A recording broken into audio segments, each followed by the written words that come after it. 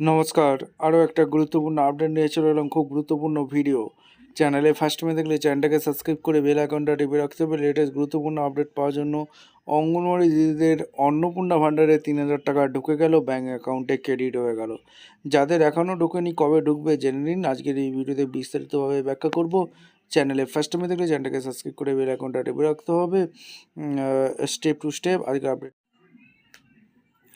নমস্কার বন্ধুরা, অঙ্গনওয়াড়ি কর্মী সহায়িকাদের জন্য চলে এলো এক বিরাট বড় সুখবর। রাজ্য সরকারের তরফ থেকে অবশেষে ব্যাঙ্ক অ্যাকাউন্টে ঢুকতে শুরু করলো অন্নপূর্ণা ভাণ্ডারের 3,000 টাকা। আপনি কি অঙ্গনওয়াড়ি কর্মী?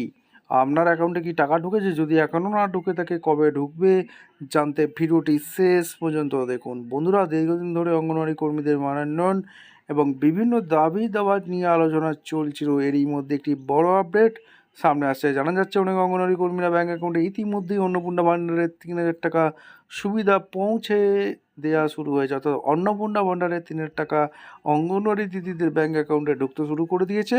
যারা নিয়মিত সমাজ কল্যাণমূলক কাজে নিজেদের নিয়োজিত রাখেন তাদের আর্থিক সহায়তার লক্ষ্যে এই পদক্ষেপ। আচ্ছা, যাদের টাকা ঢোকেনি তারা কি করবে? এবার আসি আসল কথায়। অনেকেই কমেন্ট করতে জানতে চাইছেন, আমাদের অ্যাকাউন্টে অন্নপূর্ণা ভাণ্ডারের টাকা আসেনি, আমরা কবে পাবো?